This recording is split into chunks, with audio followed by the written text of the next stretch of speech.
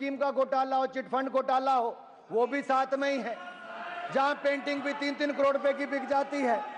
एक ऐसा नेता है जो अपने आप को दुनिया का सबसे ईमानदार नेता बताता था, और वो इतना ईमानदार निकला कि देखो आज जेल में है। हमने अध्यक्ष जी वर्क फ्रॉम होम तो सुना था अध्यक्ष जी,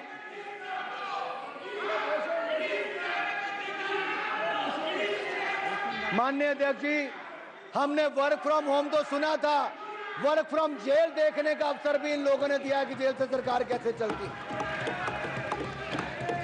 अपने आप को सबसे ईमानदार बताने वाला आज कट्टर बेईमान कोई है तो आज जेल में है।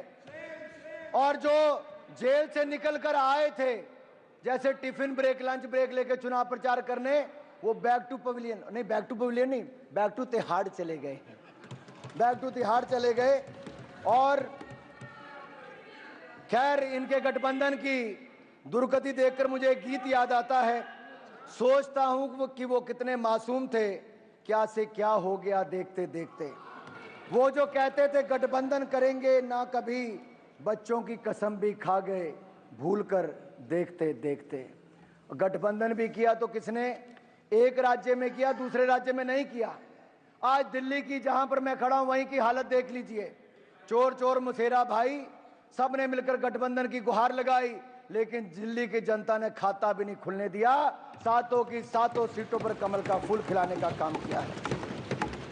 माननीय अध्यक्ष जी, ये कैसी सरकार दिल्ली में है जिसका शिक्षा मंत्री शराब मंत्री जेल में है, जिसका जेल मंत्री जेल में है, जिसका कानून मंत्री जाली फर्जी MA LLB की डिग्री लेकर वो उसमें जेल में, उसको इस्तीफा देना पड़ा। और यही नहीं, आपका नहीं, दिल्ली का, आपकी मैं बाद में बात करूंगा, अभी आपकी बात बाद में करूंगा। और जो देखिए, मुझे लगता था अध्यक्ष जी, जिस तरह से तमिलनाडु में 60 के लगभग लोगों की मौत शराब, नकली शराब के कारण हुई, आपको तो खड़े होकर नहीं बोलना चाहिए था।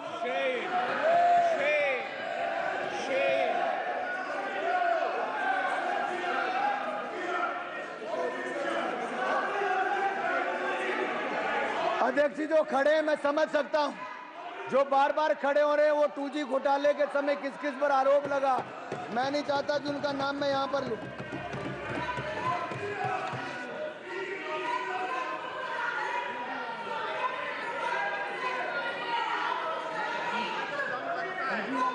माननीय अध्यक्ष जी, जब इनको लगा, माननीय अध्यक्ष जी, जब इनको लगा कि घोटाले वालों का सारा गठबंधन इकट्ठा करने के बाद भी, भ्रष्टाचारियों का कुनबा इकट्ठा करने के बाद भी हमें टक्कर नहीं दे पाएंगे, तो भय, भ्रम और अफवाहें फैलाने की राजनीति की गई। क्या क्या इस चुनाव में नहीं हुआ। और जिस और इशारा राष्ट्रपति जी के अभिभाषण में आता था, चाहे टेक्नोलॉजी का दुरुपयोग हो, चाहे वाले फैलाने की बात हो, ये आज नहीं, ये बार बार इनके प्रयास हैं। और विदेशी ताकतों का हाथ भी इस चुनाव में देखा गया कि किस तरह से हकराया गया। ये EVM पर भी आरोप लगाते गए, और बाकी बूथ कैप्चरिंग की तो मैं बात उस पर आऊंगा, सब पे अभी। माननीय अध्यक्ष जी, दुख इस बात का है कि इनके कुछ नेताओं ने हम हिंदुस्तान के लोगों पर नस्ल भेदी टिप्पणियां की हैं। जहरीले बोल, सैम पिटीरोड़ा जो किसी के अंकल, फ्रेंड, फिलोसफर, गाइड है। और सर, सैम पिट्रोडा का ये बयान, मैं पूछना चाहता हूं राहुल गांधी जी से, क्या सैम पिट्रोडा का ये बयान और कांग्रेस की सोच एक है?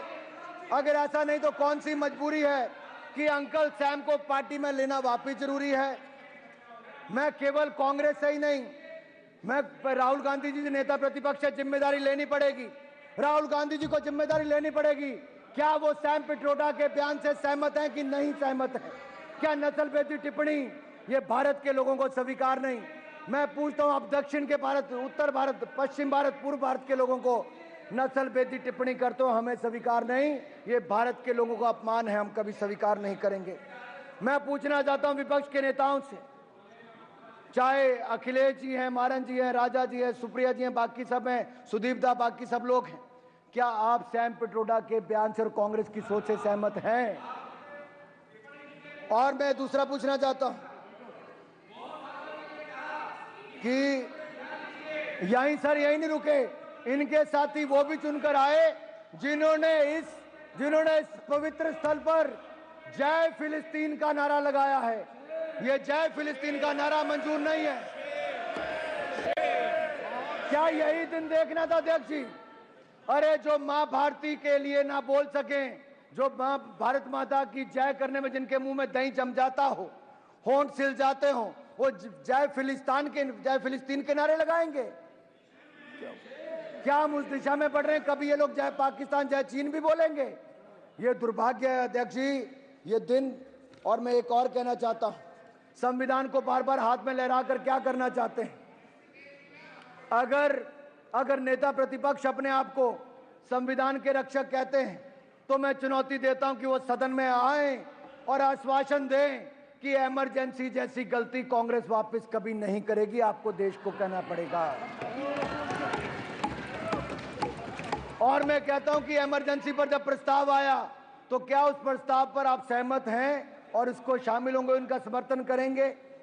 और यही नहीं, माफी भी आपको देश से मांगनी चाहिए।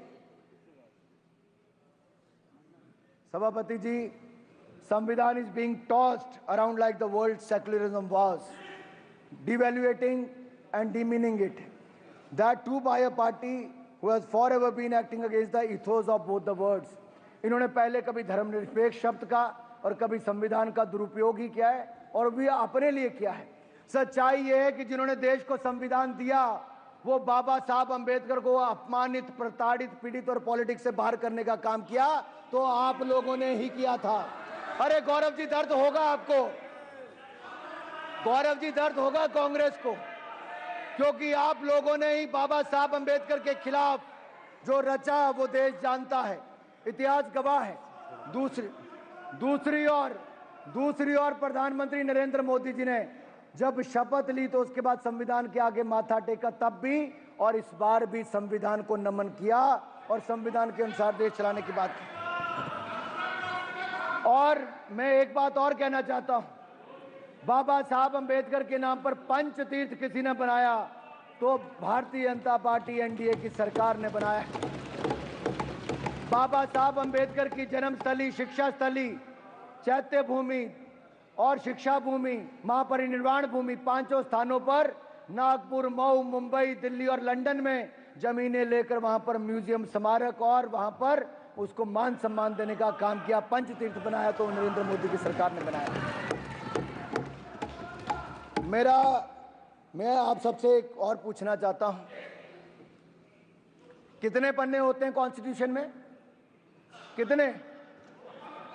कितने? ऐसा मोटा करके मत बताओ, पेज कितने होते हैं? हाँ, रोज लेके घूमते थे, कभी खोल के पढ़ो तो सही। अरे पढ़ते हो नहीं, लहराते फिरते हो। निकालो जेब से देखो, अरे निकालो जेब से देखो, नकल ही मार लो। बताओ कितने पन्ने होते हैं? अरे बड़ा संविधान करते थे। पहले संविधान बनाने वाले को उनको प्रताड़ित करते हैं, अब संविधान दिखाते, पढ़ते नहीं है। संविधान को कुचला किसी ने।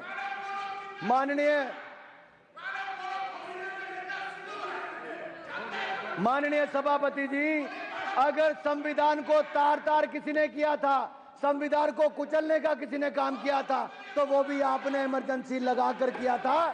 देश आपको माफ नहीं करेगा। अरे 251 पन्ने होते हैं भाई साहब संविधान में, खोल के देख लो जरा। और माननीय सभापति जी, एक कहावत है, दादा आपको क्यों दर्द हो रही है? इमरजेंसी उन्होंने लगाई थी, आप ऐसे ही अपने उड़ता तीर ले रहे हो। बाद में मैं सभापति जी, मैं कांग्रेस की बात कर रहा हूं, ये तृणमूल कांग्रेस बीच में आ गई है।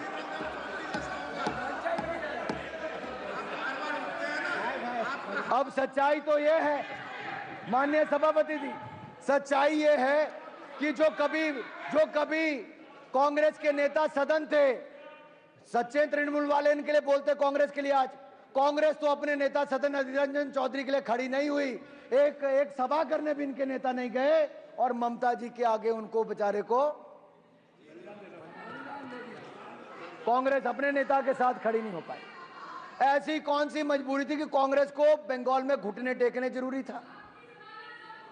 और बैठिए तमिलनाडु में है, बैठिए। मारन जी को दर्द हो रहा है। मैं कांग्रेस के बारे में इतना ही कहूंगा, ये तो संविधान की बात आपके मुंह से वो लगती है कि 100 चूहे खाकर बिल्ली हज को चली, और कांग्रेसीकरण करने की बात करूं जैसा ये हर योजना का करते हैं, अगर इसको मैं कांग्रेसीकरण करके कहूं कि 100 संशोधन करके कांग्रेस संविधान बचाने को चली। अरे माननीय सभापति जी, जिस पार्टी की बुनियाद ही संविधान की हत्या से, रिश्ते खून से बनी हो, वह पार्टी आज संविधान बचाने की बात करे तो गले नहीं उतरती है।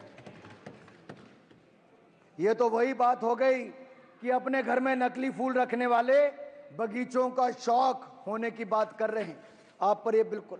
और मैं याद करवाना चाहता हूं, आपके माध्यम से सदन को बताना चाहता हूं, केंद्र में कांग्रेस की सरकारों ने आज तक धारा 356 का कितना दुरुपयोग किया है, और इसको दुरुपयोग करते हुए इन्होंने 93 बार 93 टाइम्स राज्यों में विपक्ष की चुनी हुई सरकारों को बर्खास्त करने का काम किया, तो कांग्रेस ने किया।